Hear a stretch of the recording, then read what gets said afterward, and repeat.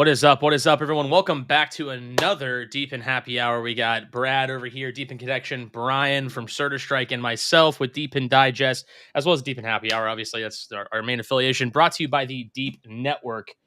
Super stoked for this one, guys. Fresh off the Token 2049 trip. Lots happened this week. A lot has happened this week. How you guys feeling, man? I'm feeling pretty good. We're getting all-time highs on networks across the globe. It feels like lots of capital raises. Insane with Hive Mapper, 32 million, I think, right? Yeah, 32 million. Grass got 10. 375 got 10, right? Yeah, 375 got 5 in this, but they have a total of 10. So they had around 2 years ago, and then this most recent one that they just announced was from July. I think it was 5. So actually, they have all the details. If you go to the coin, they had their token sale open up today for people not in the U.S. It sucks. Yeah, I hate that. Yeah, let's see here. I'll pull up. I'll share my screen. Yeah, I'll prove it. Boom. He'll prove it. Thank you. Very kind, sir. There's some things, though, that I think even if you are in the U.S., this is interesting to look at. So if you're not in the U.S. or Canada, you can register and you can buy in, and it's at a FDV of fully diluted valuation at 75 million, so 7.5 cents per token. To me, that seems pretty legit, especially when we look at the investor FDV that they invested in. I'll show you in a second. So they have 2.67% of the total supply allocated to this original token sale to the public. You get 50% at TGE, and then you have a 12-month unlock period from there on the other 50%. It does say expected TGE date to be in Q4. We still don't have an exact date. Harry said end of the month, I think, end of October. Okay. Oh, yeah, there's the article that announced this also announced that Harry said end of October. TG. So that'd be fantastic. Yeah. Total supply of 1 billion. Purchase limits here, if you are looking to take advantage of this, 100 minimum, 500,000 maximum. Oh, wow. Yeah, and they do have an additional $1 million worth of e-tokens that they could add to this if at their discretion. So I think it depends on how much interest they get. So here is what I think is interesting for those of us that can't participate in this. You can see the total breakdown here. So the public sale could be up to 3%, or they have it about 3%. Again, 50% at TGE, the rest over 12 months. You have the community incentives and node rewards airdrops. So 40% is going to participants that are investing in the network. If you get their like street hardware and set up yourself. But either way, between the airdrops that are coming and everything, that is 15%. I have some questions about this vesting period of 96 months. I imagine that might be for the airdrop, but that's something that they don't have details on in here, so I want to understand that. Liquidity provisioning, I imagine that's for them to get liquidity for DEXs. You have the treasury at 4%. That's pretty low. Most treasuries, I feel like, are a higher percentage. Partnerships and marketing, 4%. Listings, I guess, for centralized exchange listings generally require a fee, so they have some set aside for that. Team and core members at 25%. So that's team members and contributors in the community, is my understanding, that have helped push 375 forward. And then you have private investors at 20%. To me, and those are both 36 month vesting schedules after a lockup period of a year. So it'll be 4 years before those are fully vested for both the team and private investors. So I think it's a pretty fair token distribution myself.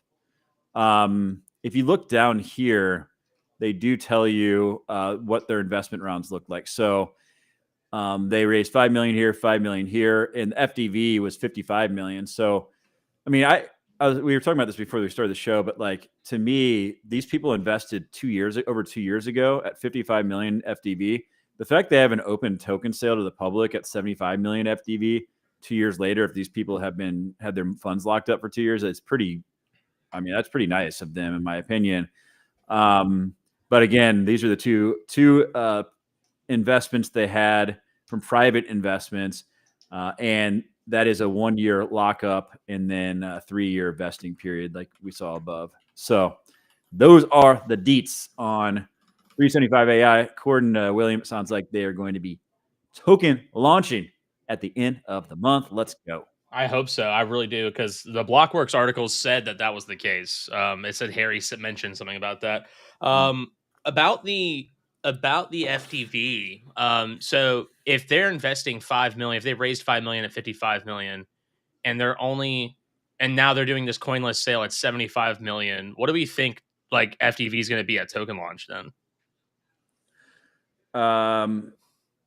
That's good. I mean, it's a good question. To me, we've seen a lot of token launches recently that have kind of launched and then dropped off, but a lot of those launched at much higher FTVs. Like we saw the 2Z, they launched at like a multi-billion-dollar FTV. And now they're just like, yeah. So they're launch. I mean, it sounds like they're going to be launching close to. I mean, at the same time, this token sale that they have opened up doesn't mean that's what they're going to launch at either. They might launch slightly higher. I don't know, but I think it depends on what the actual TGE launch is at for FDV. But that seems attractive to me. I would have to do some math on how many tokens will be in circulation right off the bat. I'd probably take like 10 minutes. I could figure that out, but I don't want to do it here. But while we're live, but to me, that seems pretty attractive. And I would be interested in getting in on that. Generally, I like to wait it out with these token launches, see what happens, because we've seen a lot kind of crash and burn. But I think they have done a good job of thinking out the details on this. And it's a great project. Like it's not a shit coin or meme coin type project. They're actually doing legit work, and that's exciting. And to get in, I wish I could buy right now. Like we were all talking about, like, how do we buy as U.S. citizens? Like, I know, it's frustrating, but you know what? We're gonna get airdrops from mining pre-TGE, so I'm excited about that. True that, man. Is that vesting schedule going to be so you said 96 months for the airdrop, right? For the community incentives? It's unclear. It's unclear. I think the core TGE, like the reward airdrop, is not going to have that vesting period. I think it's only if they do extras for like people that help build out the community. So I think that might apply to those people though. So. Okay. Yeah, because I know the way Silencio did it was, I think there was a vesting period of like 6 months. It was either 3 to 6 months. I forgot. So it wasn't like that long. And you got rewarded for all those months too. You staked technically and got rewarded and got yield off that. So it'd be interesting to see how they do it. If there's a project that I like got pre-TG or TGE reward airdrop and I had to wait 4 years, this is not a bad project to have that. Of course not. You know what I mean? This is one of those projects that if you lock your tokens over 4 years, it would just take a lot of self-control away from you, and you just be like, all right, well, I'm just going to wait. You know what I mean? Forces you to diamond hand. Exactly. Forces you to have those diamond hands. So no complaints if I have to wait 4 years to unlock tokens on this. So yeah, I agree. I agree, man. I found a busy intersection where I had just deployed that Helium rooftop hotspot. And I was thinking to myself, damn, I should put a 375 over here or something. If I had, an extra $30,000 cash, I would do that. We'll see. We'll see if we can get maybe one of those, what is it? Lower tier models eventually. That'd be nice. The street will probably be, I would say $1,200 to $2,000, somewhere in that range. It's gonna be 2 cameras that you can set up on your own. Yeah. That's not too bad. Nice. No, it's not too bad. And I do wonder too, maybe fractals. Yeah. That works on other fractals. Have you guys been checking that out? I want to pull up their website. They got some cool I'm actually talking with Sean right now about possibly fractionalizing one of my units, because I just wanted to kind of test it out. I'm talking about the process with them right now to see how it all goes. I'm just kind of curious about it. Yeah, man. Fractals legit. I like what they're doing. Here we go. Well, that's going to be the future, I think, is really 100%. People that have great locations that are looking to put some really expensive hardware up. I think it's going to be a really good option for them. It's pretty cool, man. I like, if you're wanting to deploy, and there's been other groups that have wanted to do this, but no one's done it successfully. It seems like they've got it figured out. They've kind of cracked the code here, but you can see your price per shard. And in this case, there's 50 shards available. And you can kind of get an idea, like over here, for instance. Let's look at this one. You can see the per shard distribution that's expected. So some of these are already closed out, right? So they open up, and you kind of have a period of time where you can get in on these. So the per shard XNet, for example, in this one, you have bi-weekly 615 XNet is what is projected. Now, the other thing is they've added GeoNet and they've added Helium to the mix. So I'm curious what other projects they'll add in there. But this is a good way if you want to get exposure to a deployment without having to go out and get your hands dirty, and you want it to be passive. You can invest in partial ownership and get paid out on a regular cadence. So pretty cool. Is there like an open market for these to trade or no? Like these shards? Well, I don't know, man. Not sure. Because that'd be interesting. Like, imagine if there was like there's an open market with the shards where like, yeah, there's 50 shards or 100 shards. And then if I was like a guy that like maybe you own the shards, Brad, and I'm like, hey, Brad, I want to buy that off you for, you bought it for $50. I want to buy it off you for 100. Like, well, what would be cool is in that case, yeah, if you, let's say for every shard you have an NFT or something of that nature, and then you can, whatever wallet is holding that NFT, maybe that's who gets the distribution. So then you could very easily create a market for that. That'd be awesome. I'm just like thinking of like all these derivatives markets now. Yeah, that'd be interesting. So you could have like a 1 shard, 5 shards, 10 shards, whatever up, so you don't have to hold like 30 fucking shards. And then you can make those tradable. That would be kind of cool. Well, yeah. Also, if you wanted to collect, like let's say me as the deployer, and I wanted to like buy back my shards, to get like the revenue back from my deployment. I mean, that I think that should be an option. I don't know if that is. Yeah, they should make that. They should do that. They should make an NFT ownership and then like open up a market so you can trade your shards. Because like think about this too. If you have ownership in one and like the market conditions get really improve a lot. Shards are NFTs. Is that accurate? That's what Kevin's saying. I'm not sure. So it is ownership in the form of NFTs. Because here's the deal: like, let's say that Helium does like a 10x from here, and you're like, hey, this thing is yielding some serious money, but maybe you think the market conditions are going to get worse again. You can go into the open market and see if someone's willing to buy, as the market's up, and pay a premium for your ownership percentage. I mean, that is very interesting. If I could just straight up buy locations, like I probably would, depending on the project. And the problem I have with this is like some of this hardware is not that expensive to just throw on a credit card and pay off 2 months later because the ROI is so fast on some of these things. I think once we get to like beefier models where you're like, fractionalizing like micro data centers, like that I think will be a little bit more appealing to me as an investor. So because that'll be very interesting. I look at like decentralized compute, and like once we actually have like real enterprise clients coming over onto platforms like Conduit, like I could definitely see buying like pieces of a data center. But like the yield on these hotspots is still good. Yeah. It's still really juicy. Yeah. I mean, like, don't get me wrong. Yeah. Because like even if I dumped, like I think of it like a REIT kind of, right? So it's like I buy, let's say I buy like 3 shards, 5 shards out of 50 of this unit, and that entitles me to X percentage of the revenue. And let's say my dividend yield in this case is like 10%. That's still great on like on that kind of investment. Mm-hmm. So I look at it from that standpoint as opposed to like, oh, like this is a $200 hotspot and I'm paying, $500 for, 5 shards. Like, granted, I mean, the benefit there is the yield and the fact I didn't have to set it up. So you're paying premiums across the board, as well as the fact that they even got the install in the first place. Like I didn't have to go talk to someone and pitch this damn thing, so you're paying a premium for all that. Sure. Yeah, I was gonna say, how does the payout on these things work? That would be interesting. Is that I have no idea. Manually done? Like, because there's a lot of trust that goes on. There's no contract. Well, I guess there could be a contract, and that's why I'm talking to Sean right now because I'm like very curious about the process. I'm like, okay, so how would I go about tokenizing, or not tokenizing, but fractionalizing my sushi restaurant deployment? Very curious about that. Payments are automated. Yeah, automated via contract. Is it like a weekly basis, Mad, or is it like a? I think it's bi-weekly. I think it's every 2 weeks. Yeah. That's pretty cool. Like a paycheck. That's nice. Pretty sure. And then, is there a split to the host? Is that designated on the Fractal website? Yeah, exactly right. That's why I'm like, that's the hardest part about this whole thing is like, okay, so you have splits with hosts, and then you have. What about my cut? Like, do I even get a cut anymore, or am I just forfeiting all rights to profit off this thing? Or can I just sell a percentage of my hotspot? Can I just fractionalize a certain percentage of it?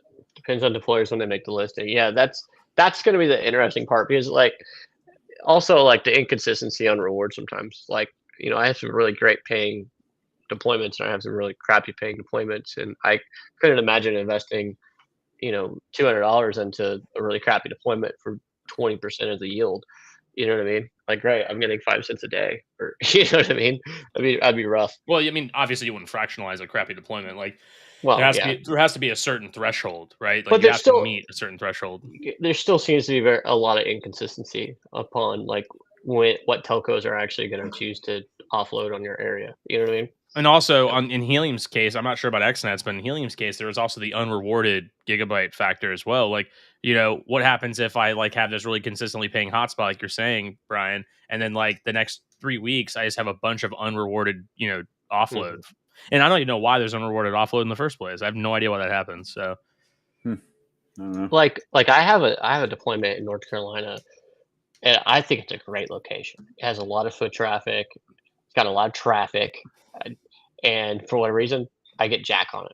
Look at this! I'm like, look at this idiot. I know he should be on. He should be on the stream, but he's over here. Do you even DePIN? He's like not even like doing anything DePIN. No, we don't DePIN. Anyway, Mad said deployers can choose to only shard a percentage, and it's all aggregated on fractals. There it is. Okay. So yeah, so like that kind of makes sense then. So if I have like a 30% split with my host, I could probably fractionalize another 30%. I still net 40% of the returns. Okay. Yeah. What happens if the deployer pulls that deployment? Oh, I mean, that's probably the contract with fractals. Like, you can't, like, the fractals contract probably states like, this thing has to be in place like a minimum of, whatever, however long possibly. I have no idea how that would work. Yeah, that's there's a lot of variables here, and I think that's interesting. And also, it's like if you have a restaurant, no legal recourse, if you have exactly. If you have a restaurant owner and he just goes out of business all of a sudden, what happens? What happens to the fractionalized deployment? Yeah, like what happens if the deployer is really inconsistent, like doesn't have great uptime or something like that? We need Sean. We need Sean. I don't know. Yeah, we need Sean. We need to like harass him. Just send him a link and who can jump on it. Yeah, I need to get him back on the space. We got him on the space the one time, but it's worth getting another interview with him. If we can get him on here, that'd be great, because they've had a lot of developments since we last talked to them. Oh yeah, a ton. I mean, hell, DePIN's had a fucking wild development since we last talked to him. Freaking SEC greenlit us. We got crazy amounts of money coming in. Anyway, it's and you were in Singapore, right, Will? How was that? Yeah, dude, it was. I'm happy to be back, dude. I'm so tired. I'm still so fucking tired from the trip. Like, honestly, I got sick on Monday, and Tuesday I was pretty sick. I like literally almost passed out. Like, stood up and like I got lightheaded and just like fell almost, and I got back up and I was like, I had a fever all of a sudden. It was really weird. But yeah, I flew for 24 hours straight to get back home on Sunday. So it was 16 hours. Sorry, no, it was 14 hours from South Korea to Atlanta, and then it was 6 hours from Singapore to South Korea. So almost 24 hours. What did you glean the most of from being over there? I said it in the spaces yesterday and today, but essentially, I really liked the fact that these conferences were a lot more professional. A lot of these side events were a lot more like, there's still the parties, of course, and there's still the meme coin people, and like I don't mind those people at all. They're great people and everything, but I mean, I have friends that do the meme coin stuff. I'm nothing against them. They're fine people. They're fine. There's fine people on both sides. What a guy. I do that too well. Anyways, yeah, no, there's lots of DePIN stuff, lots of tokenized asset stuff going on. I felt like the spotlight was on a lot of that. The spotlight was on a lot of exchanges were really big there too. Like Blowfin was pretty big there. Yeah, I definitely liked the vibe of 2049 a little bit more than other conferences. It gave me like consensus vibes, but like grandiose, like more grandiose than consensus. Oh, look who it is. Dude, he's looking good. He's looking real good. Meme coin degenerates. Tyler's here. What's that? Tesla? What is that? It's a Land My Rover. car? It's a Land Rover. Land Rover? It's not a Land Rover. Oh no! Okay. What is it? Range Rover. Range Rover. I'm sorry. Anyway, so B&B meme coins. It went up. Yeah. It went down. Who participated? I know we all did. I did not. I didn't end up bridging anything over to Binance chain. I bridged like $20 over and lost it all. You probably bet on what Tyler told you to bet on. I bet on Yepe, and I'm still holding it. If you had bet on what I bet on when I told you about it, you would have done very well for yourself. I think Tyler did pretty well. I did pretty well. Yeah. Tyler was giving us so much great trading advice. He had to do an NFA announcement inside of our private chat today. Was that today or yesterday? He's like, this is not financial investment, but you guys should probably buy this. Yeah. So I think I'm going to buy more Yepe, Tyler. Yepe is like looking real good at these levels.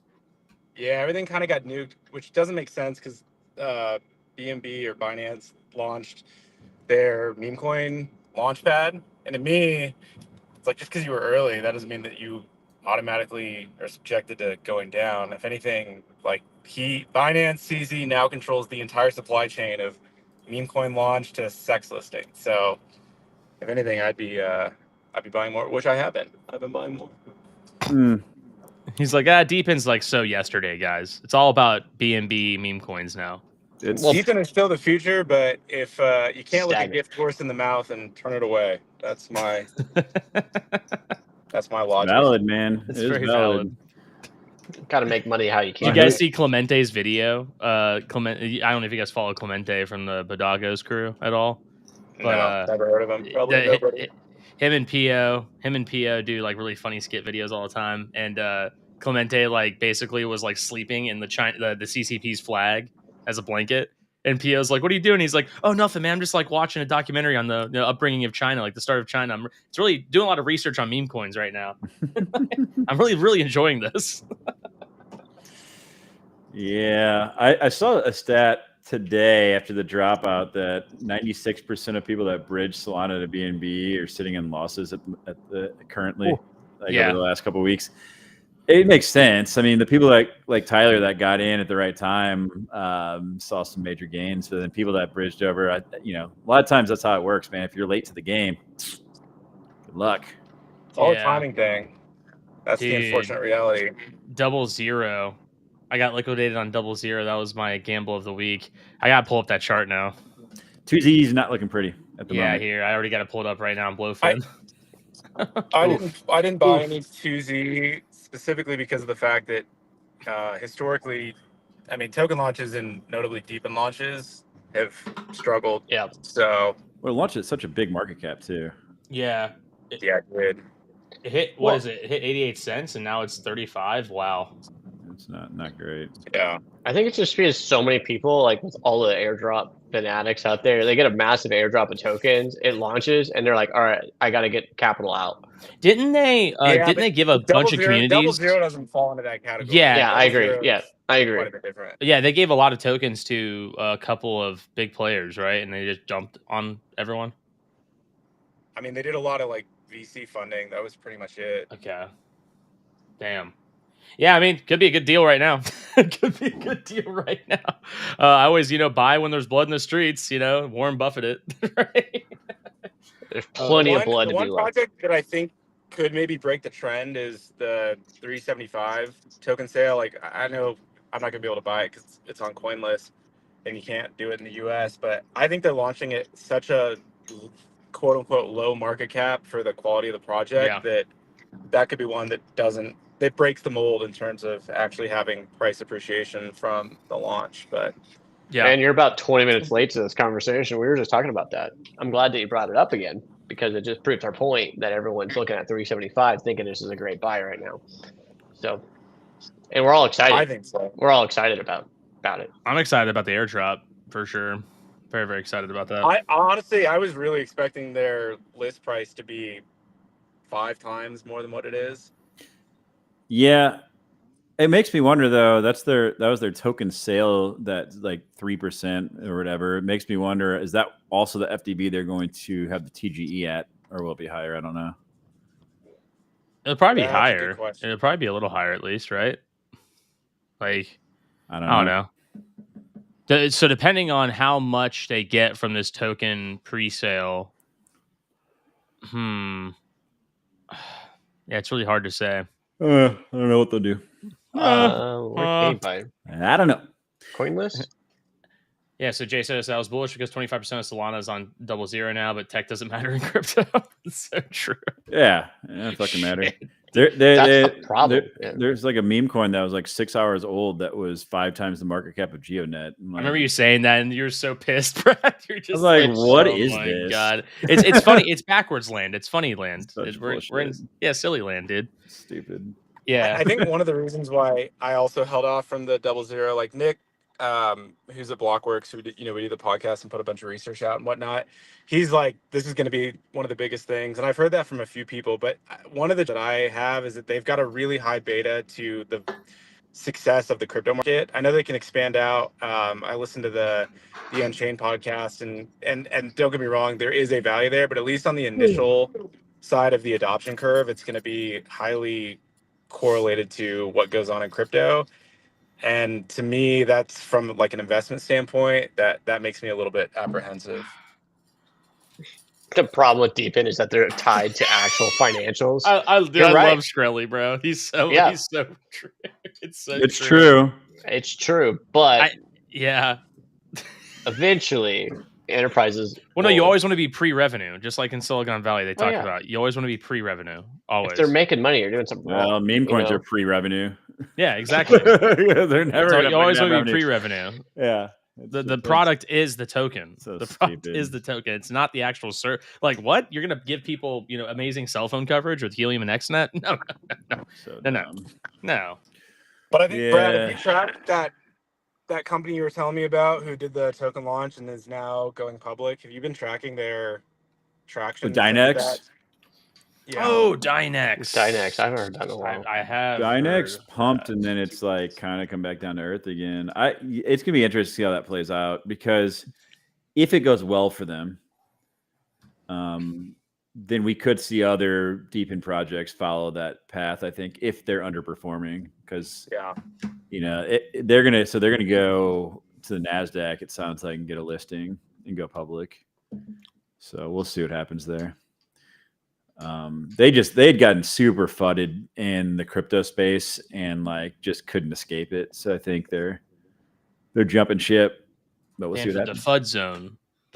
There's sort of like 2 categories in terms of where capital rotates, which is either the get rich quick overnight with the meme coins, or then the top 10 projects. And even then you could argue that some of those are a little bit mispriced, like Cardano and the rest. So I think it's going to be one of the more interesting case studies to see what does it look like to maybe bootstrap with some of the crypto primitives, but actually get your value accrual in the traditional markets.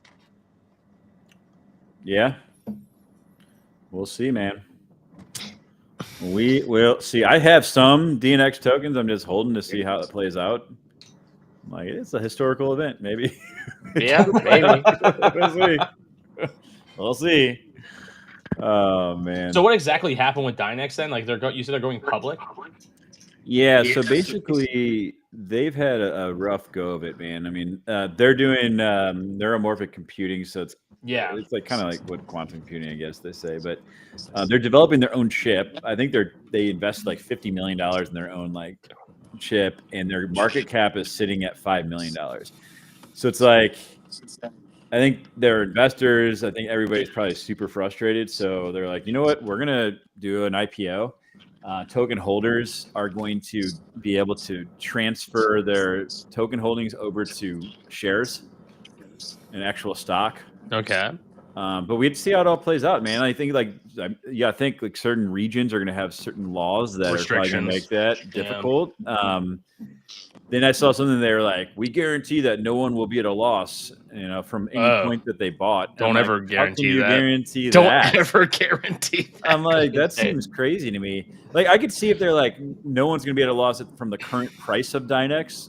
Based, they could look at what it's going to IPO at and determine how much more dilution they can add to keep people in the green from their current price. But something they said in Discord was, nobody that's ever purchased will be in the red. Their token price got to like $1.30. It's at 5 cents right now. So like, that seems like a really reckless I bet their PR guy is just like, as he's saying that, he's like, no. Just like, well, that's their legal team. Their legal team's like, stop. The legal team just like writing like, wait, what do you say? He's like, all right, we're gonna need to raise some funds for legal defense. Need a new job, actually. Yeah. I quit. Yeah, going on Indeed. He's just like, yeah. Seems odd. That's a crazy thing to claim. Oh my god. Yeah. So I don't have much. I've got a bag, and I'm going to see where it goes. Yeah. I mean, speaking of bags, I have, at these prices at least, I have added much more to my Aoki bag, my AUKI bag. Yeah, same. It's a good play. I think Aoki, however you say it, is a fantastic buy. Robotics is going to be the team over there is amazing. So why not? Like, it's going to be good. You see the recent tweet? No, what's the recent tweet? They have a new officially new customer in America, like a top S&P 500. Yeah, Fortune 500 customer Fortune 500. In New England. Yeah, I did see that. Yeah, dude, they have an update tomorrow. They're going to be giving the one last Friday. They did some serious alpha about a new customer that's over 10 billion in revenue. That's right here. And they're charging 4 times as much as they charged their last customer for the same service. He's like, Nils was basically saying, oh, we're going to have to like redo all of our revenue projections because we are already where we thought we would be in 2028. I'm like, oh, yeah. Like, let me buy some more of that hockey token. Yeah. Pretty wild. It's always good to overperform and underbid it all. So it's going to be a good. I'm just excited about everything they do. Every time they post, ever since they started posting stuff and like live examples of what they're trying to do, like every time it does it, I'm like, I need to buy some more of that. So yeah, it's just fun. Like robots fighting. Oh yeah, that's gonna be profitable. Yeah, I saw that too. Like, I was like, "There's robots fighting." You see the Aoki sticker on the leg, and it's just like going in for a hook. And I was like, "Yeah." Generally, with startups, if they're redoing revenue projections, because they're missing their revenue on the downside, it's not normally to the upside. So, yeah, I feel pretty confident about them. I think robotics is like I was like had high conviction for Solana back in August. And when it was like 170, that thing has been tearing it, like ripping up. But I think robotics is like it's obvious that this can be the next move, not just in crypto, in Web 2 as well. Like everything seems to be going to robotics. So next thing you know, Aoki IPOs.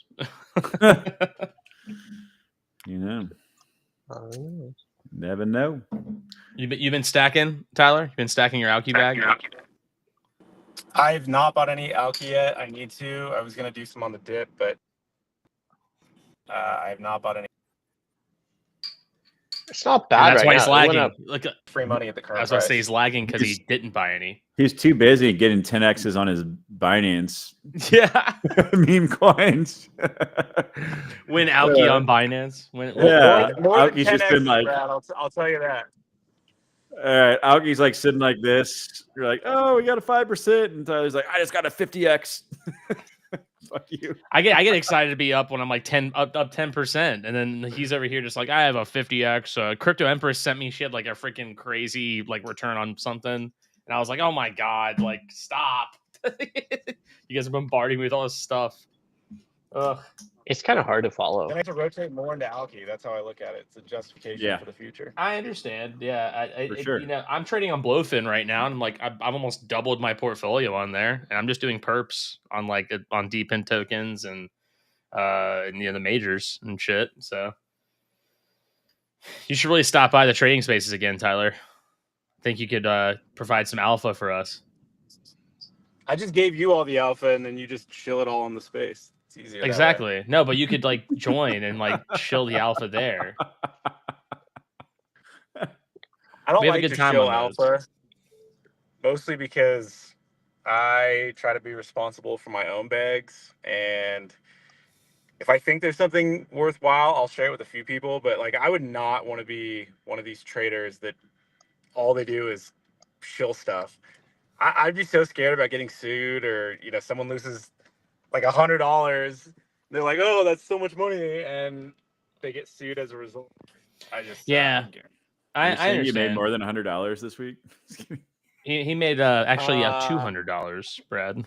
I made $101. That's how much I made. Oh, damn. Nice. Yeah, honestly, I think what's going to happen with the trading spaces on the Wolf Crypto trading spaces, when the S&P Digital Asset Index comes out, I'm probably just going to trade that, honestly, depending on how liquid it is, just because the tax benefits on there will be great, probably.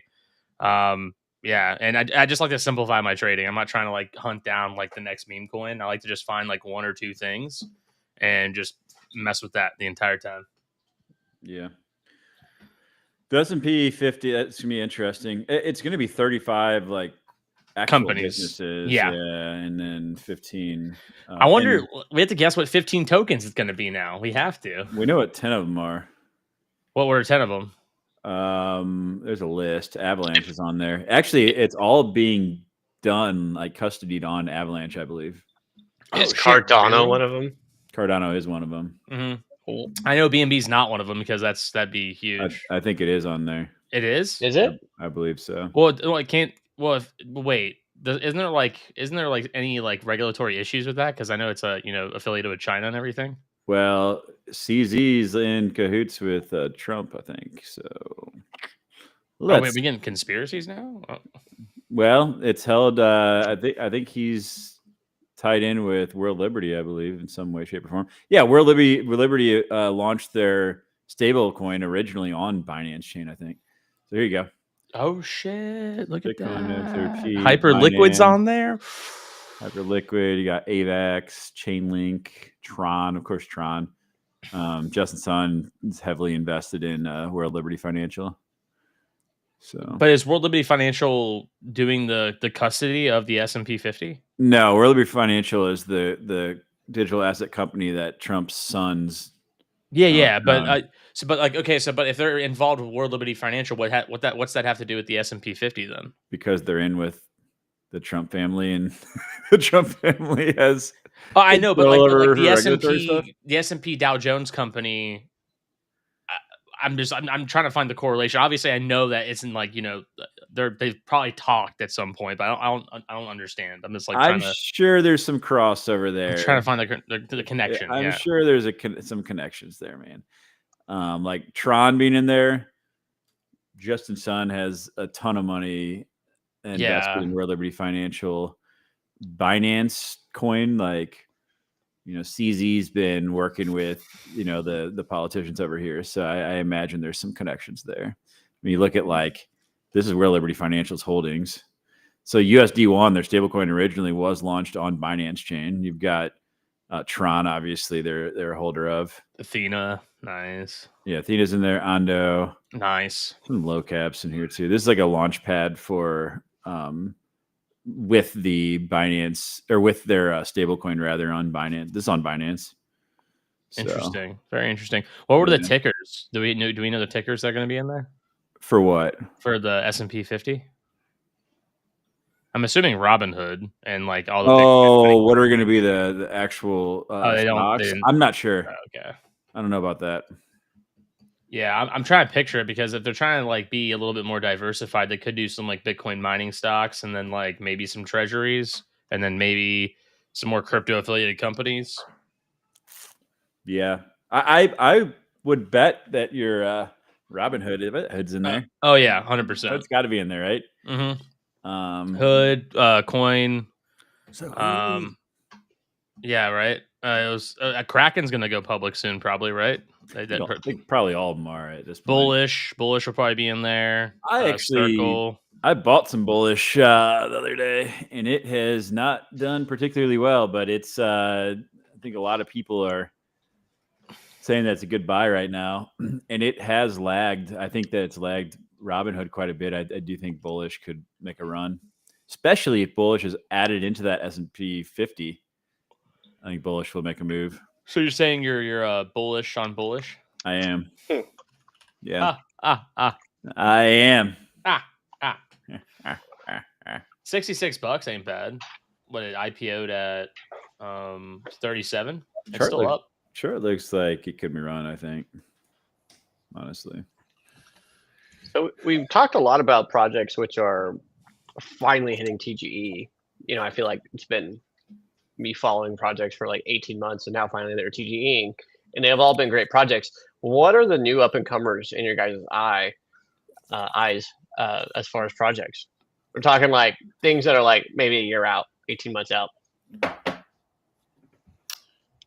You guys got anything? Because I'm like blank. I have no clue what's coming up project wise. On projects that haven't launched, they're talking yet? Yeah. Yeah, Wingbit's launching. Oh, that's true. Deep Network. Deep. I was gonna say Deep. Deep is launching. You got Exhibit's launching. We can kind of like look at those probably next 3 to 6 months they'll have a TGE. Yeah. No? Yeah, so that's one thing that'll be interesting. I was thinking about this earlier today, actually, where there's gonna be a bunch of tokens in DePIN that promising projects that launch in Q4. I don't know. I mean, no one knows like what 2026 is gonna look like. It's such a wild card right now. You know, as to whether like we see a big run up or not. Oh, actually, I have a chart. I'm gonna pull up. Do we think the melt up is happening then, Brad? I think there's a lot of catalysts in Q4 that I believe that we will see one, because all the spot ETFs, you've got the SEC is expected to have like an innovation exception, basically an exception for a lot of the crypto projects out there to try to keep employees in the US and keep them from leaving the US and going to other countries. You've got the market structure bill coming. You have for DePIN, you know, Tyler sent me this, like Aether got added to a NASDAQ company's balance sheet. So that's the first one to happen. I think we'll see more of that. So I think we could see a melt up. It's just the job market is a little concerning. I'll be honest. That's really the big concern for me is the job market. You've got China now playing games with rare earth minerals. You know, when you have, we talked about it on the space earlier, without the AI data centers being built out, our GDP growth would have been 0.1%. Yep. So like what happens if all of a sudden China starts messing with our supply of rare earth minerals and we can't get these data centers built out? Like they could basically destroy our economy. So they are meeting with Trump in a couple of weeks to negotiate again, but like there's certainly some concerns out there. Like if they want to cut off rare minerals, it's going to create a war. But yeah, we're going to have to look at alternatives or go to war to fight for those minerals. Unfortunately, I think that's why they were looking at Iceland so much that they wanted to take over, because they actually have some of those. Greenland and Ukraine. The problem though is like it's not necessarily the mining of the rare earth minerals; it's the refining of them, and 90% of the refining is done in China. And it takes years to ramp that up anywhere else, and that's the big problem. Well, yeah, like to create a facility to do microchips is 5 years. You know what I mean? I mean, we've been trying to do it with TSMC. It's the dirty refining. It's true. It is a very dirty process. We've been trying to get TSMC foundries set up in the U.S. We can't find enough skilled labor. So like, I mean, I don't know. We're trying to diversify and get out, because we're so reliant on Taiwan. This is a scary situation, man, over there. If China invaded Taiwan, it would literally cut off. It would destroy every economy, because 90% of the high-end microchips come out of Taiwan from TSMC. Yep. Yeah, and I've heard there's only a couple months out of the year that it's actually viable for them to actually invade, just because of the way the seas and the currents and everything over there work. But yeah, I don't know why they would, yeah. but it's something to be concerned about for sure. I mean, that's why we're trying to get TSMC foundries in the U.S. It makes sense. Like, hopefully in the next year or so we get some traction on that. You know what I mean? I hope that we have some stuff starting, and we're seeing a lot of manufacturing come back online in the U.S. The problem is it just takes so much capital to get up and running, and then time. Then you got to have the people that are skilled at actually doing the work come in, and that's a problem because there's no jobs like that available in the U.S. So it's not like you're recruiting from other manufacturers. You're creating these jobs from scratch. I'm just doubling down on my TSMX position now. The 2x leverage TSM. Here we go. The stock that always goes up. The stock that always goes up. I don't know. Is Tesla getting in? I mean, probably. I would imagine. Here we got Brad. Brad sharing his screen. Everyone. Here we go. Beautiful stuff.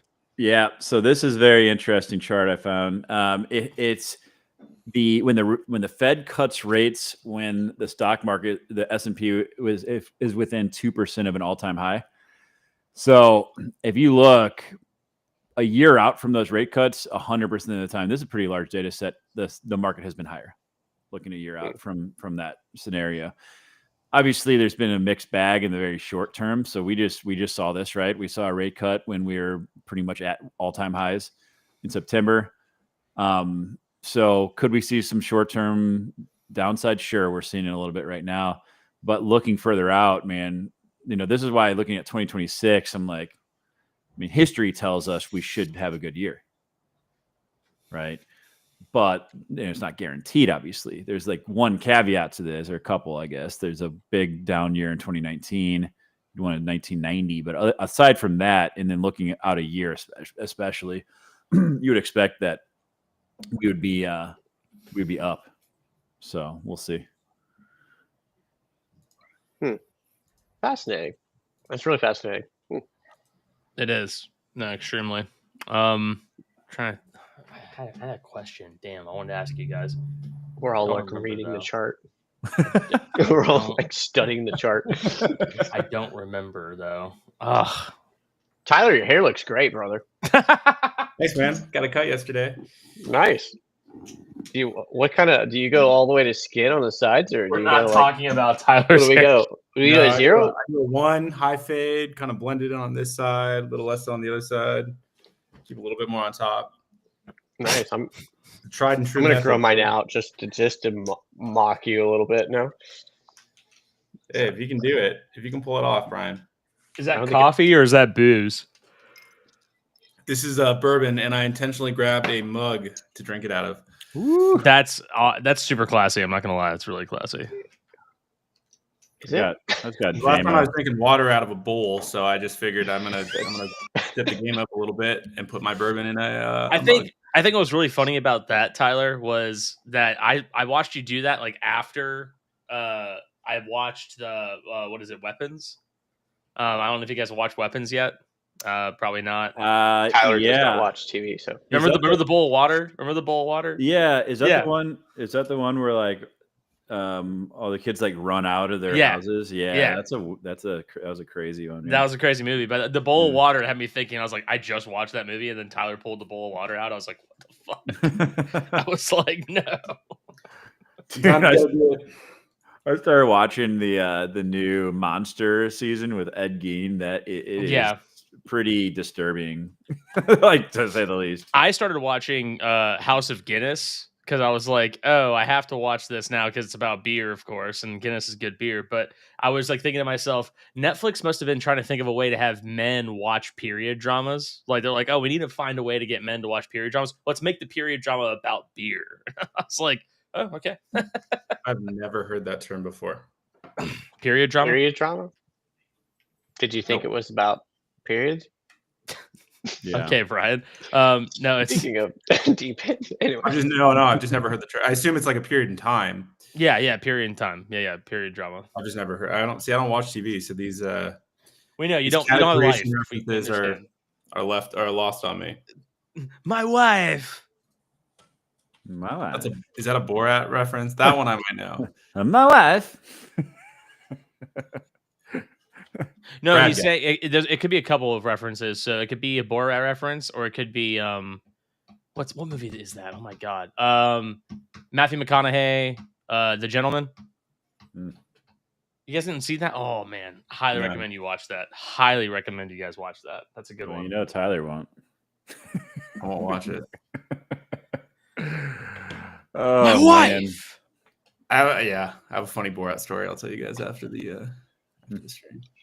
Yeah, I mean, I know that Brad doesn't have too much more time here, so I know we're going to call it pretty early here, guys. But I would love kind of maybe some outlooks, some takes about how we feel about where we're at in DePIN. I mean, me personally, us seeing all this bullishness has me excited, but also just cautious, I guess. I like, obviously with the SEC green light happening, I did have the concern that there would be a lot more projects coming out of the woodwork just claiming to be DePINs, trying to play the game of semantics and be like, oh, we're a DePIN because of, X, Y, and Z. This is technically why we're a DePIN, even though it's just a bunch of garbage and bullshit. I just think that is one concern I have. But other than that, I feel pretty good. I feel pretty good where we're at. I don't know about you guys. I feel good about the fundamentals. I don't know. I mean, I think it's become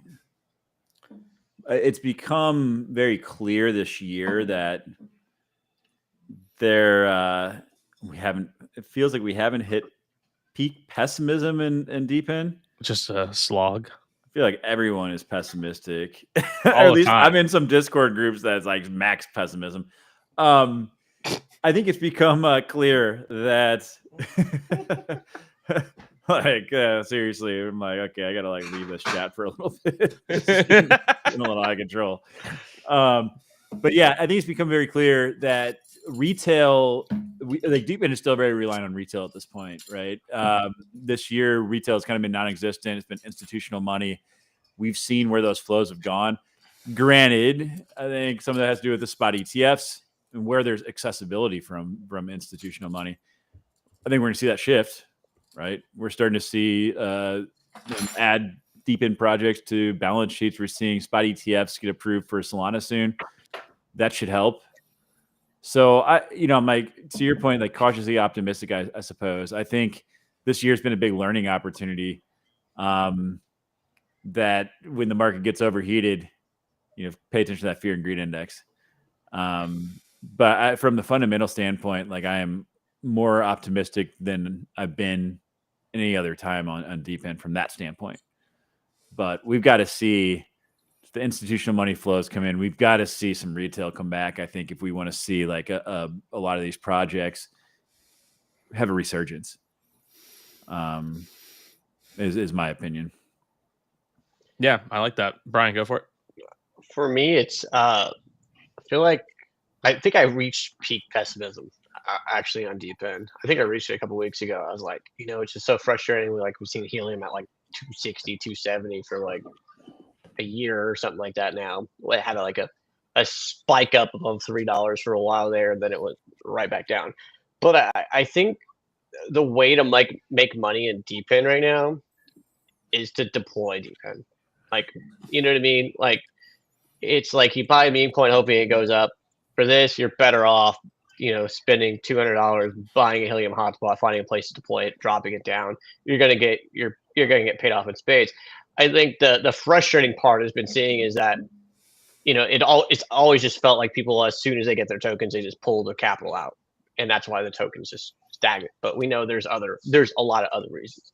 But where my optimism comes in DePIN is the fact that we've had some projects that are now 5-6 years in development finally hitting TGE, and they're really solid projects. They're really great projects, and a lot of the other narrative stuff from other projects is kind of floated away. It's all gone. There are some funny projects, DePIN projects. We were joking about it in our private chat earlier today, but Yeah, it's my pessimism is gone. I'm just looking forward to Q4 and seeing these projects TGE. It's gonna be fun. One of the things that needs to be addressed, and Tyler and I spoke about this, there's a disconnect between the revenue and token burns and buy pressure. And there has to be, and I think there's a hybrid approach to this. Nick brought this up on the space. Like early stages, I get it. Okay, if you have a treasury set up for token burns, it is it can be deflationary in that sense. That's great. But I think there needs to be a process that weans you away from the treasury and moves you to open market buys. And I don't know what that looks like. I mean, early stages, you want to be able to reinvest for growth. But I think the thing I threw out to Tyler was, okay, let's say that you're to the point where you burn 5% from your treasury. Then I think it should be redone on like a quarterly basis. That next quarter, 5% of your revenue then needs to go to open market buys. And as that treasury gets depleted, that should determine how much needs to be bought in the open market versus burned from the treasury. But I think there needs to be a process that there is a connection between revenue and market buys and the price of the token, because right now there's a complete disconnect. And that's why, let's be real, I mean, that's why Helium, I think, hasn't run like we like it to. We're seeing the same thing with a lot of projects. So I think that has to change, and there has to be someone's got to figure out a way to do it that doesn't hinder your growth in the early stages, but is also doing right by token holders. Yeah, I think that there's been a clear disconnect when it comes to project success and their tokenomics. Like, I feel like when you have tokenomics structured in such a way that clearly hasn't successfully taken revenue and funneled it to the holders of the token and the participants in the ecosystem, that's exactly what we're seeing here. Like, just kind of to rehash what you said. Skrelly said, I thought this was interesting. He said, I made 7K in July and 2K in August with Helium Mobile.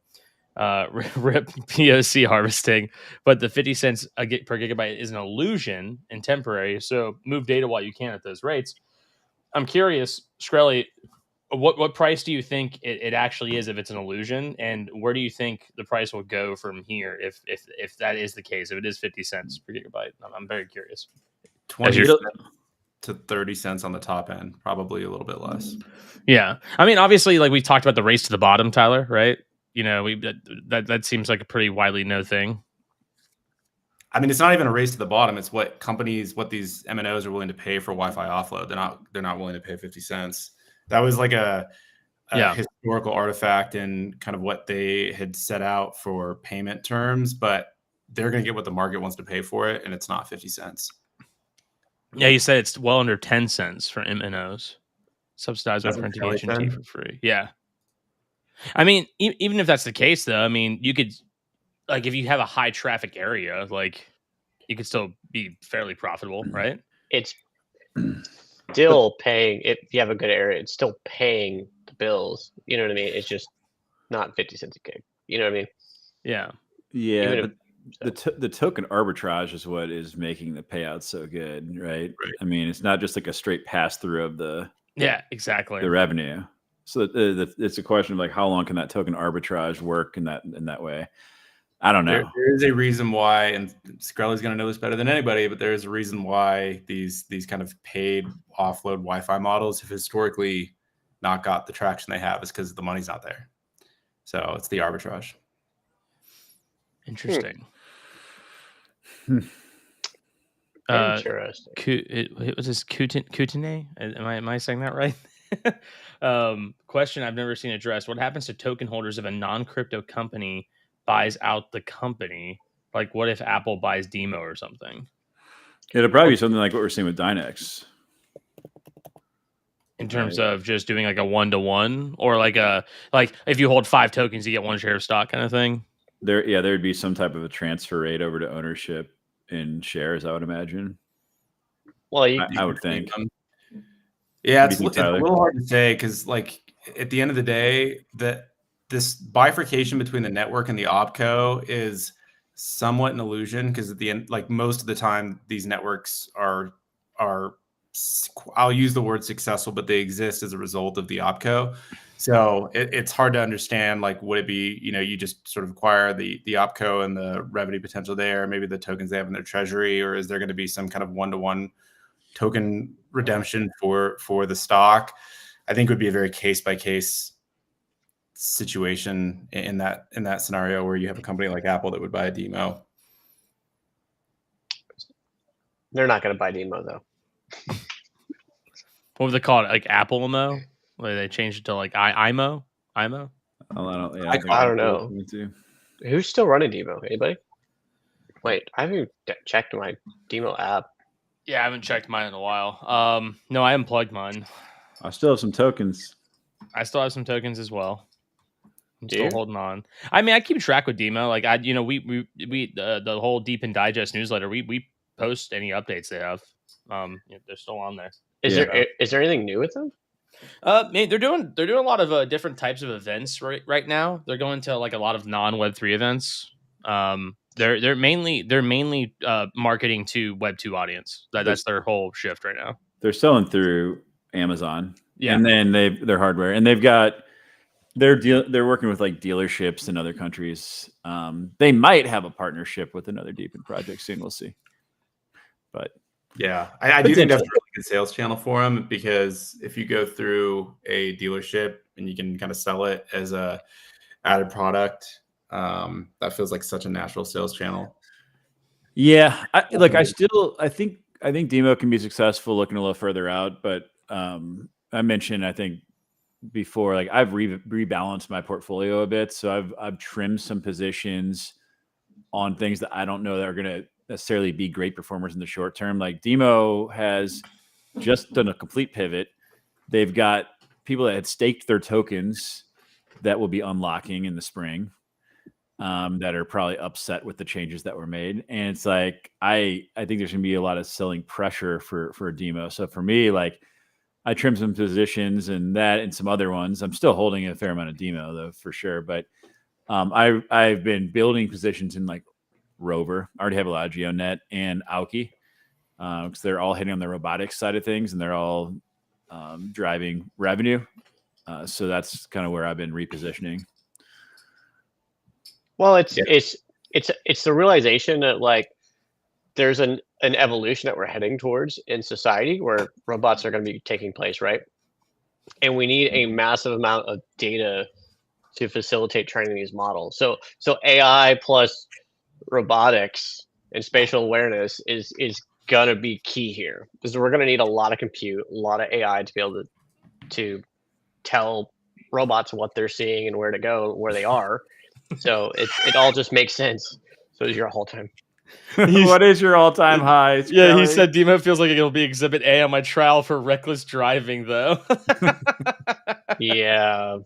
Alex is there. High? He's like, yeah, he went like 210 miles per hour one time. It's no way. Kind of insane. Does it really? Where does it show this? I need to know this. Anyway. So. Yeah. Brad, though, I think your comment earlier. Sorry, go ahead, Tyler. Sorry. I was saying that I think your comment earlier, though, about like the difference between buying through treasury or burning treasury tokens and then buying on the open market is definitely one that is going to, I mean, it's already had quite a bit of conversation in Helium land.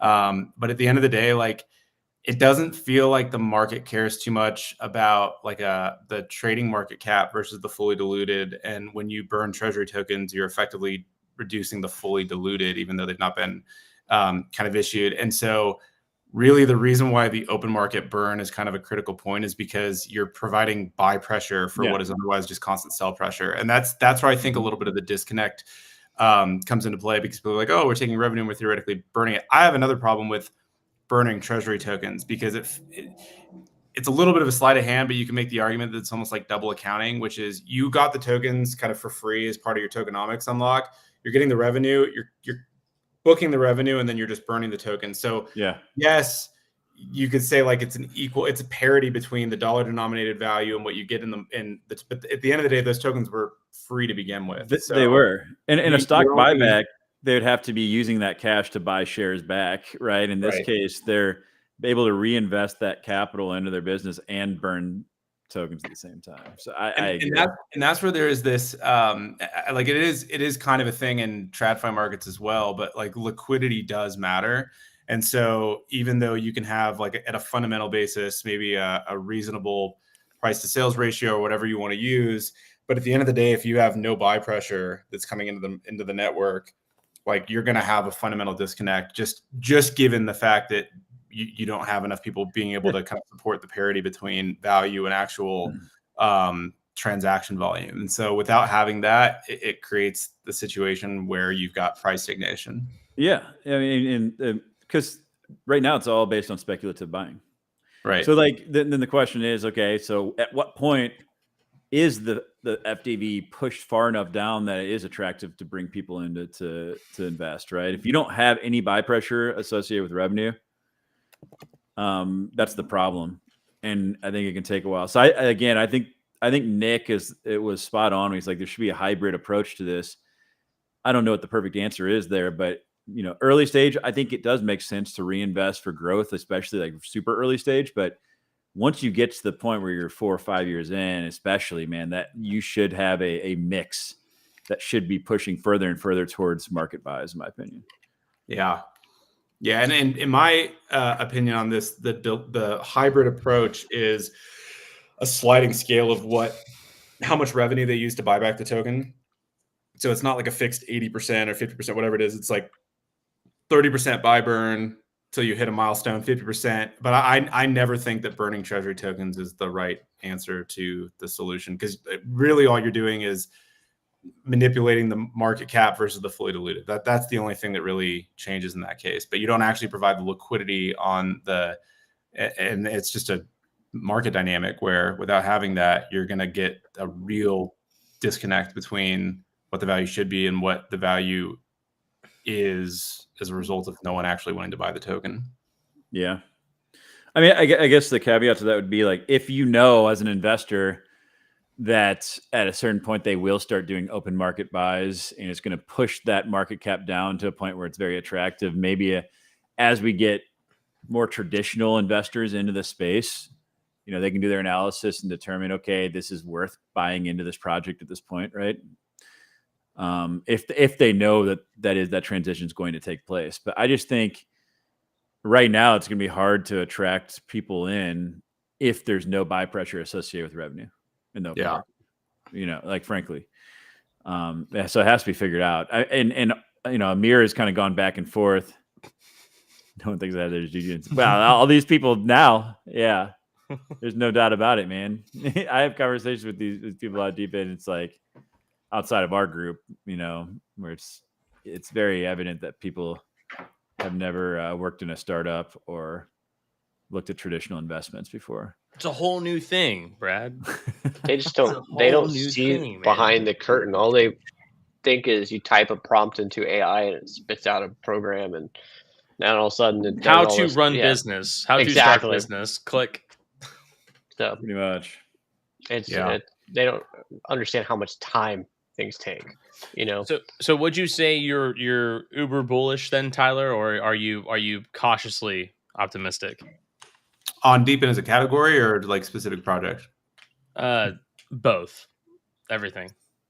I think DePIN as a category, I'm still very optimistic. I honestly, I think that these problems are going to get worked out. Like the one thing that Helium deserves a lot of credit for is that they have, like, they've experimented with stuff, seen the ramifications, good or bad, and then they try to pivot as a result of that. I mean, you can't say they haven't done any changes or innovation around whether it's like the multi-token model, which I think they realized was kind of a problem, or some of the buy or the lack of buy pressure, maybe the sell pressure from early investors. And so, like, I think that all of these are just going to become a continual case study of what to do and what not to do. But I don't have this feeling like, and you could easily make the argument that people are making the wrong decisions, but making the wrong decisions is it's sometimes better than doing nothing, because at least it serves as a lesson point for what to do or not to do in the future.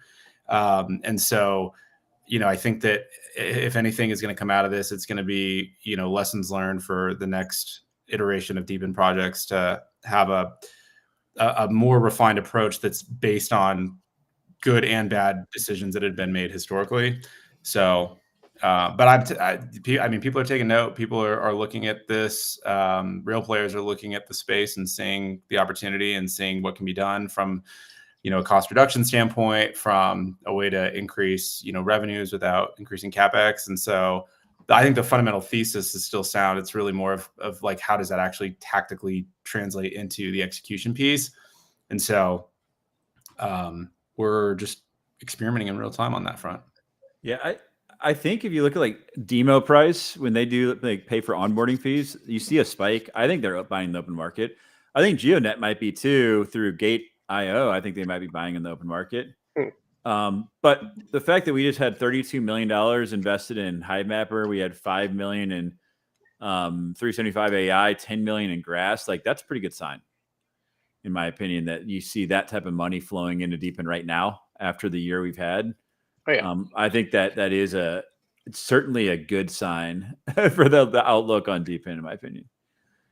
For sure. I think the ability for DePIN to leverage real estate is gonna be big moving forward. As soon as real estate investors realize that there are alternative means to making money with their properties, I think they're gonna be all over it. Especially when you have a vacant property sitting there. If you can offer telcos a way to offload data, and you can offer a way for satellites to have better telemetry, you can have a little micro data center, you can do all this stuff. As soon as we have a very quick and easy and affordable way to do so, it's going to be a whole new business model, and it's just only a matter of time. So yeah, I definitely I'm laughing because Bob said this. He said, "Are there any interesting new?" Oh my gosh, we were just talking about this. Aren't doing okay. So, Bob, I'm gonna have to ask you a question now. So, would you prefer the door chime, the toothbrush, or a vape, or the Eden device? Those are your 4 devices. Well, you know what Will would. Wait, and there's the Throne device. I linked you to the Throne. The Throne. Sorry, so there's a Throne device as well. So don't flush away your health, Will. Don't flush away your health. Where you Bob. Get DePIN tokens off your shit. We're asking Bob. It's not a DePIN. It's not a DePIN, but it should be. So Bob, but yeah, I need to know, Bob. I need to know which one you're going to pick. Is it going to be the door chime, the toothbrush, the Eden device, the vape, or the Throne, the porcelain throne? Proof of fecal matter. None of the above. None of the above. Damn, he just says I'm done with DePIN. He just says none of the above. GG, I'm done. Alt F4. Alt F4. Goodbye. No, yeah, there isn't a lot of, outside of some of the more recent launches. Right now, it's really kind of seeing how these companies or projects evolve or iterate on what's kind of been going on. And so if you're interested in seeing how these things play out, then it's a really good place to be in. But if you're kind of, I want the latest, greatest idea like we had in 2023, kind of 2024, when everybody was realizing, we can apply this model to X, Y, Z. I feel like that part is, we're going to be in a bear market related to kind of that piece of the innovation side. Right now, it's really just kind of standing back and watching how the execution piece plays out, which frankly to me is almost more interesting than just like all these novel ideas, because I think everybody's been trying to blockchainize, cryptoize these different models for a long time. This is the first sector where we've seen a real crossover between kind of the crypto piece and then also like building an actual company that doesn't just self-serve crypto people. So I'm almost more interested in this phase of the cycle to see how how it works or doesn't work, or what's a lesson learned. Do you guys think we're done with the like hardware sales side of DePIN? Because for like a year ago, every other day there's a new piece of hardware being shielded by somebody, right? Do you think are we still seeing that? I'm not. We're not. Yeah, it's because market conditions have sucked, so no one can sell hardware. You better believe, like once market conditions improve, people are going to be selling everything again. They're going to be selling all the bullshit hardware again for sure. Eden sales will go through the roof. Yeah. I mean, Will's keeping them afloat right now, but they'll. I mean, they'll be back at it. Out because of some of us here. Sold out. Here. What? Finding all the Eden rewards. You say sold out or they pulled out? I heard the same thing, Brad. I heard the same thing. I was about to say it. But HiveMapper's doing something interesting there with their raise, right? With the 32 million, it's allowing them to remove the upfront cost. So instead of having to buy the dash cam for $600, you have no upfront cost. You're paying $19 a month. It includes your Helium mobile plan. So that's something. Go fuck yourself. All right. No. Oh, that was funny. Sorry. Scully's hilarious. But he did say HiveMapper is a good example of crypto being helpful to the business, not the business itself. Everyone's trying to digest that. I don't know what that means. I think what he means is that like the crypto payment rails are useful to how HiveMapper scales, but like the crypto element is not what the business is. Like it's not like the product isn't the honey token necessarily. But that's every DePIN project. Yeah, that's. I'm just saying what Skrelly was saying. You mentioned HiveMapper, and I was just throwing it up there. But they were a company before they were a crypto project. They were what? That's what Skrelly just said. They were a company before they were a crypto project. Oh, wow. Yeah. They tried to do like the drone thing too. That didn't work. Yeah, it's the BMAPs. It's interesting because the $32 million investment was not in HiveMapper, it was in BMAPs. So it makes me wonder like how all that works. And I think they got some tokens out of it. Is BMAPs a separate entity? Then okay. So like you have HiveMapper, that's side of the tokens where all the distribution goes. They get the revenue that flows to them is for the actual data itself. And you have BMAPs, a separate entity that's taking that data, building out tools, and selling that to customers. So they're kind of the intermediary. And that's where all the customer demand is coming from, is on the BMAP side. Like all the TomTom partnership, the NBC, that's all with BMAPs. So let's say they get a contract for $1 million. A percentage of that contract would flow through to HiveMapper, but BMAPs captures the entire revenue stack. Now they did introduce an MIP that other companies can do what BMAPs is doing. Like there are other companies that can now take that data very easily and build out their own tools and go approach customers with it. I don't think anyone's done it, but you can certainly do that and build a business off of that. But that's like they're catching a lot of flack for that because like, okay, what percentage of that contract with BMAPs flows through to HiveMapper, and because that's where the token burns come from. And I don't know. They haven't really announced publicly what that looks like. So time will tell. Time will tell. Yeah. Before we go though, I know that Brad, you have to get going here, so I know you're probably in a rush. Skrelly did mention he's going to be starting a drone crypto project here. So I guess which of us are going to be buying into the pre-sale for this one? Skrelly, can we all get early pre-sale into this? I'm very curious. I've got my Part 107 in a Mavic 2 Pro. There is another drone DePIN project, I think. There is. Sparex, I met him at the Solana mobile event at Consensus or maybe it was Permissionless a couple years ago in Austin. It's like SP. Spexy. Spexy. Yeah.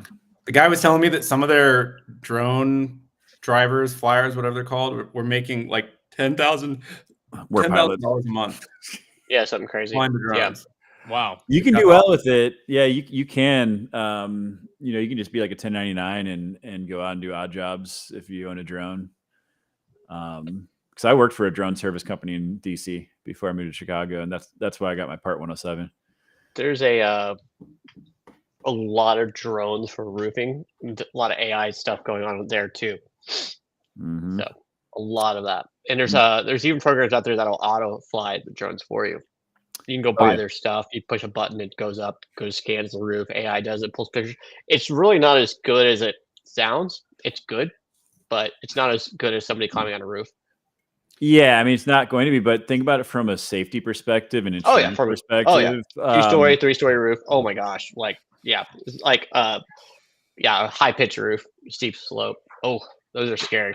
If you have, yeah, because you can basically set it up for a flight path. So it does its own thing. Like you said, it flies in a grid. So it collects like, hundreds to thousands of pictures, and you use, there's a software called photogrammetry, so it can stitch them all together kind of like a puzzle and create what's called an orthomosaic. So you can get like very precise location data, very high resolution imagery, and there's a lot you can do with that. It creates like a 3D point cloud as well. So yeah, I know Brian asked earlier about we need an episode where we talk about good or shitty DePIN ideas.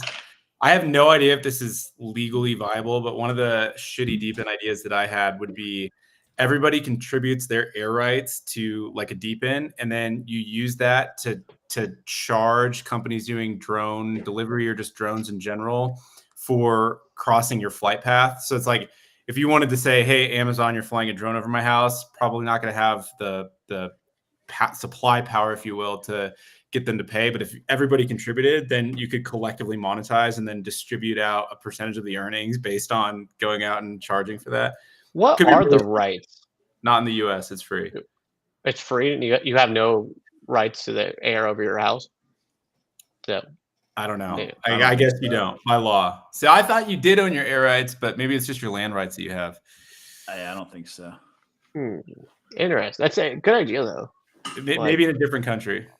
Brad's getting his socks on right now. He's like, I'm doing our like shitty DePIN idea episode because we could have people like Skrelly who actually know how it works say like that's a stupid idea versus someone like me who has no idea.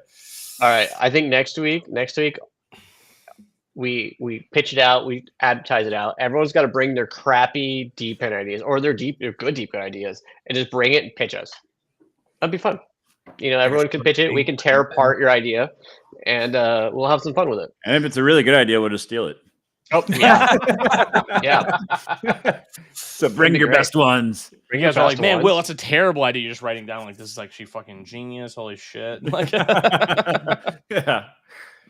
Oh, no one would ever do that. No one would ever do that. Will, that's a silly idea. Just forget all about that, dude. That would never happen. It's like what Amazon, well, all the best sellers, they just basically duplicate their products and undercut them. You see the same with Whole Foods, dude. I saw there's this one brand that had like they were doing like Thai chicken, like Thai curry chicken. They had a bunch of different flavors. And I walked in the other day and they had like a Whole Foods version that was like $1 cheaper, just completely knocked off their brand. Like, nice, freaking ridiculous, dude. Bezos. Sorry, squirrel here. If a drone is flying over my property and it has a package with it, if I shoot down the drone, is that illegal? Okay, there was a guy that got arrested for it. There was this like 70-year-old dude who shot at a drone, and I saw the video of him getting arrested. The cops came and showed up at his house. Yeah. If I throw a net up and it captures a drone, can I keep it? Probably not. You can try. Federal crime. Apparently, it's a federal crime. All right.